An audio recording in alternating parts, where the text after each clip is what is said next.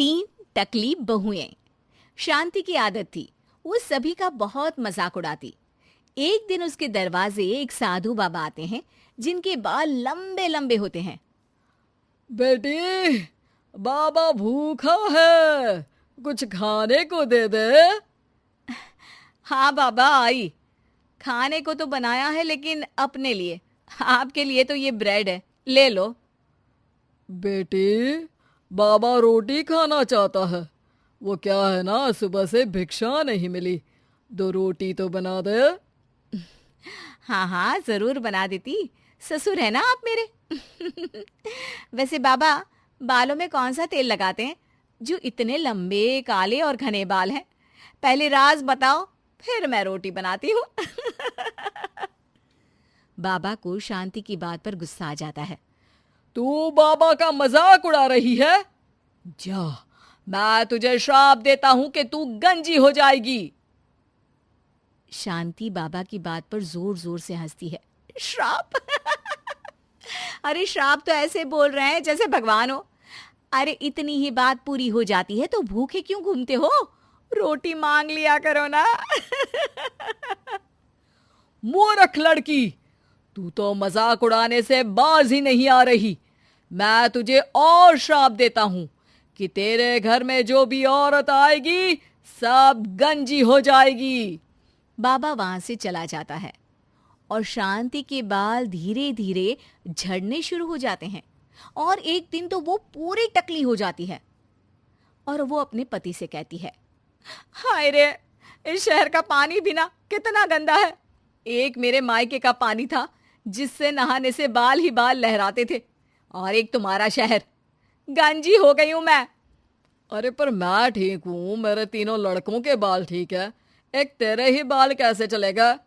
बात तो कोई और लगती है। लेकिन शांति को जरा सा भी बाबा का श्राप याद नहीं होता। खैर, दिन बीतते हैं, शांति को विग लगाने की जरूरत पड़ जाती है और एक बार पड़ोसन आती है। अरे शांति, तेरे ना तो सास घर में ना ससुर, क्यों सारा दिन सर ढकी रहती है? इतनी संस्कारी तो तू है नहीं। हाँ, अरे क्या बताऊं, पूरे बाल झड़ गए, टकली हो गई हूं मैं, टकली।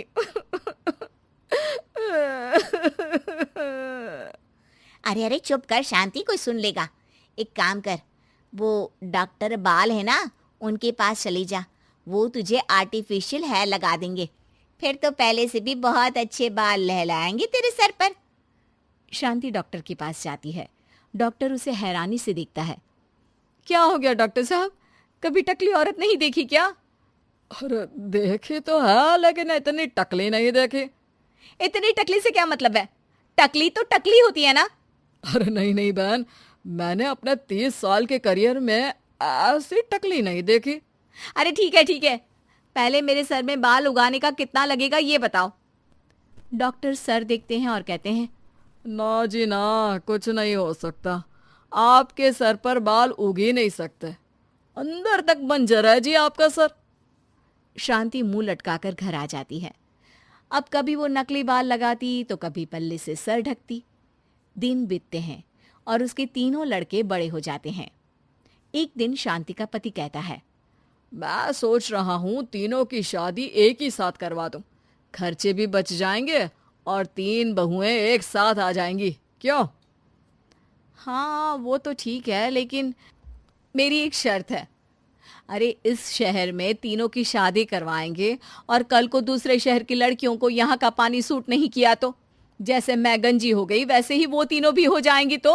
अरे तुम बेवजह डर रही हो, देखो मेरे और 3 बेटों के बाल बिल्कुल ठीक है, ये सब बातें छोड़ो अब। खैर, शांति की 3 बहुएं आ जाती हैं। शांति ने खास करके उन लोगों को उनके बालों को देखकर ही पसंद किया था। मैंने तो टकली होकर पूरी जिंदगी काट दी, लेकिन तुम तीनों के बाल पूरे घर की शान होने चाहिए। किसी के भी बाल कम हुए तो वो मेरे घर में नहीं रहेगी। इस घर में प्यार और इज्जत के साथ रहना है तो अपने बालों का ख्याल रखना होगा। बड़ी बहू कहती है, जी माँ जी, आप चिंता ना करें, मेरे बाल तो इतने बेशर्म हैं कि मैं आज गंजी हो जाऊं तो कल ही बढ़कर घुटने तक आ जाएंगे। दूसरी बोल पड़ी, माँ जी, मेरे बाल तो कभी एक भी नहीं झड़े, चाहे मेरी माँ ने कितना ही चुटिया पकड़कर पीटा हो मुझे। अरे माँ जी, मेरी तो दादी के बाल आज भी ऐसे हैं। माँ के तो आपने देख ही लिए हैं, मेरे बाल की तो बिल्कुल ही चिंता न करें आप। शांति भी बहुओं के लंबे काले घने बाल देखकर खुश रहती, लेकिन ये क्या, माँ जी हाय रे, मेरे बाल के तो गुच्छे गुच्छे निकल रहे हैं। शांति हैरान रह जाती है कि ये क्या, पर फिर भी बाबा की बात उसे याद ही नहीं आती कि इस घर की किसी भी औरत के सर पर बाल नहीं होंगे। ऐसे ही दूसरी और फिर तीसरी बहू के बाल भी झड़ने लगते हैं। शांति सर पकड़कर बैठ जाती है। अरे शांति, क्या हो गया? अब क्यों परेशान दिख रही हो? अरे क्या बताऊं, पहले मैं टकली हो गई, अब मेरी तीनों बहुएं भी टकली होने वाली है। देख शांति, अब तो मामला कुछ और दिख रहा है। कहीं कभी किसी ने तुझे कोई श्राप तो नहीं दिया? अब शांति का माथा ठनकता है और उसे वो बाबा याद आ जाते हैं। अरे हाँ हाँ, वो बाबा आए थे 20 साल पहले। फिर शांति उसे सारी बात बता देती है, लेकिन उसके 2 ही दिन में उसकी बाकी की तीनों बहुएं भी गंजी हो जाती हैं। हाय रे, पापा ने कहा शादी करवा दी, मैं तो गंजी हो गई। ये सब सासू माँ को मिले उस श्राप के कारण है। और कैसे हम लोगों को बोल रही थी बाल नहीं तो घर पे रहने नहीं देंगी। अरे केस कर दो ऐसी औरत पर। तीनों टकली बहुएं शांति के पास जाती है और उसे भला बुरा कहती है। माफ कर दो, क्या करूं अब मैं? तभी वहां पड़ोसन आ जाती है। मुझे उस बाबा की कुटिया मिल गई है, कल सुबह तुम चारों तैयार रहना। अगली सुबह चारों पड़ोसन के साथ बाबा की कुटिया पर जाती है। ये टकली औरतें कहाँ मेरी कुटिया में घुसी आ रही हैं? बाबा जी, आप तो ज्ञानी, परम ज्ञानी हैं, फिर क्यों हम लोगों का मजाक उड़ा रहे हैं? ये शोभा नहीं देता आपको। तो क्या तुझे शोभा देता था, जो आज से 20 साल पहले तूने मेरा मजाक उड़ाया था? बाबा मुझे माफ कर दो, मैंने तो जैसे तैसे जिंदगी काट ली, लेकिन इन बच्चियों का क्या कसूर है? मेरी सजा इन्हें ना दे। लाख मिन्नतों के बाद बाबा कहते हैं, ठीक है, मान लिया, लेकिन आज के बाद किसी का मजाक उड़ाया तो? नहीं नहीं बाबा जी, मैं तो किसी का मजाक नहीं उड़ाती हूँ, मेरे तो संस्कार ही ऐसे नहीं है।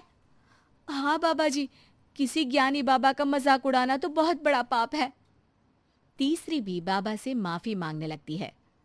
बाबा, मैंने अपनी पूरी जिंदगी ऐसे ही निकाल दी है, प्लीज अब मेरे बाल भी मुझे